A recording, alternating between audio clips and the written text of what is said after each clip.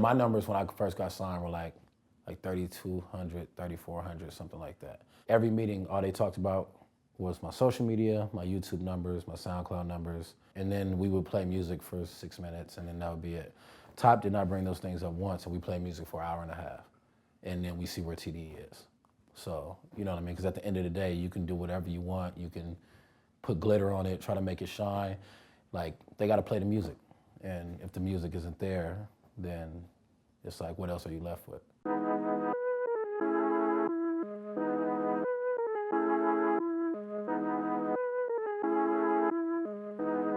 So I was born in South Central LA, and then I moved to Carson when I was 7. There was like a shooting on my street. My mom got us all up out of there. We moved to Carson, and it wasn't like way better, but it was definitely, I had a childhood in Carson. I couldn't go outside in LA. When my mom moved us, I was 7 years old, no, six.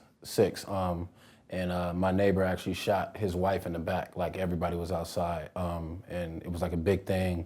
And then my mom came home that day, like the police had the street roped off and everything, and literally, she just packed everything up that night, and we were living in the hotel for like 3 months. She just didn't want us to be there no more. She was done with it.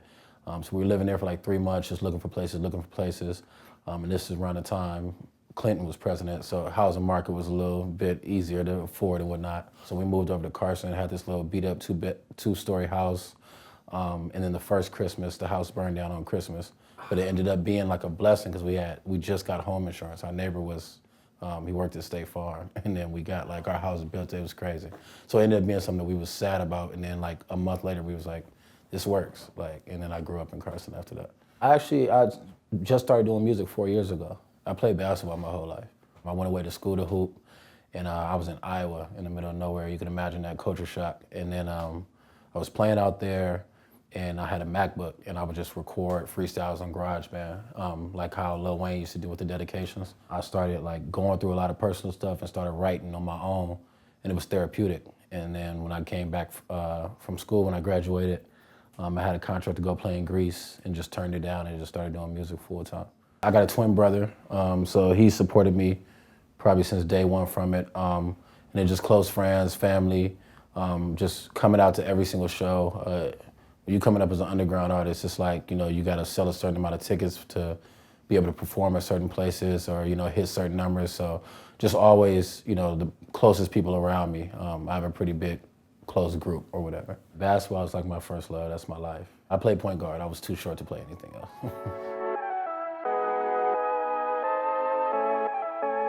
How I ended up getting down with TDE about a year ago, I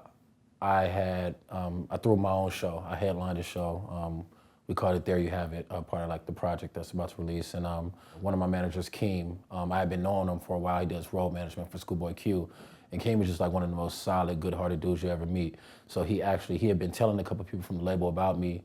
Label's busy, they're not really, you know, taking the time to listen. So Keem bought 20 tickets to the show and just dragged people out, like, yo, I'm gonna just drag people with me or whatever. And happened to drag Musa along with him, Top Son. And Musa saw the show in person. He was just coming to get out the house and get drinks and whatnot. Saw the show, and Musa was just like, yo, I gotta reach out to this kid. So Musa reached out. At that time, I was going through label meetings. Everybody's giving me the runaround. So I actually thank God that Musa is also a good-hearted dude, because I actually kind of gave Musa the runaround a little bit, just thinking he was gonna be another guy, kind of take me through this process and it'd be a disappointment. And finally, he had me pull up and play music for him. And when I pulled up to the house in Carson, when I walked in is when I knew it was real. Because like I said, I follow TDE and I saw the videos with the studio in Carson. And so when I walk in and I see the poster and I see the couch and that, I'm like, yo, like this is it. Musa heard the music. We started working with each other for about a month. He played some stuff for Top, had me come in and play some stuff for Top. Top didn't nod his head once in an hour and a half, but apparently he liked it. And then maybe 2 weeks after that, they offered me a contract. We saw rock, like we saw TDE build.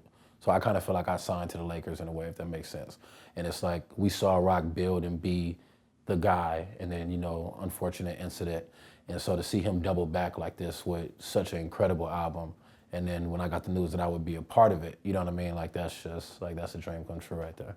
I didn't personally know him, but I had a lot of avenues to people that knew Ab. So if he hears of me and he wants to reach out and help, then cool, you know what I mean? But I realized like he built his own road, you know what I mean? And we'll always honor him as the leader of Carson, always. Like, Soul is a legend. One of my cousins actually knew him and was gonna reach out that day, and I called him and was like, don't even reach out. Like, we'll just, we'll figure it out. And when I run into him, I run into him. So, and that is like my big brother, so that's love. That was my big thing. I didn't want the first record people heard from me to be like a club record or something. I wanted it to be exactly what you hear on that song is what you can expect my sound to sound like. Now, it would be different variations, but it's like, this is my best foot forward. This is what I do best. This is why my fans have supported me so far. So I wanted to introduce with that. Apprehensions on the soul, that's a part a lot of people like, but it came from the bottom. So of course I'm apprehensive at top. Grew up with Crips. Of course I'm apprehensive at rock, feeling my greatest. Of course I'm apprehensive at dot. I wrote that actually before we even had the beat made. And those were my thoughts when I first started talking to Moose and knowing it would be real. I was like, I came from that underground stating. A lot of times you want something, but you don't know what it is until you get there. Like you may pray for it, and then you're not ready. And so I started having apprehensions about that.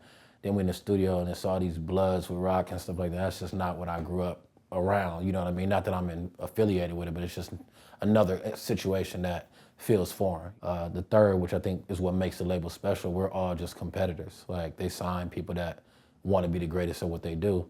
And so, I'm apprehensive about that. I'm like, I want to be where Dot is. Can there be two Dots? I'm nervous about that, you know what I mean? So these are things that are just going on in my head. My older cousin, that's Better Dayz you're referring to, that was a tricky situation for our family because I didn't play it for him before I did it. We weren't on the best speaking terms at the time. He knew what happened, and we both were aware of the situation.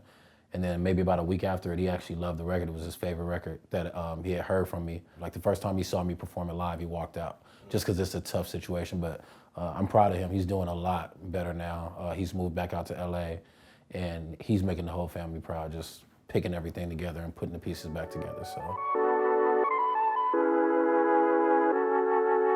there you have it, which will be re-releasing soon.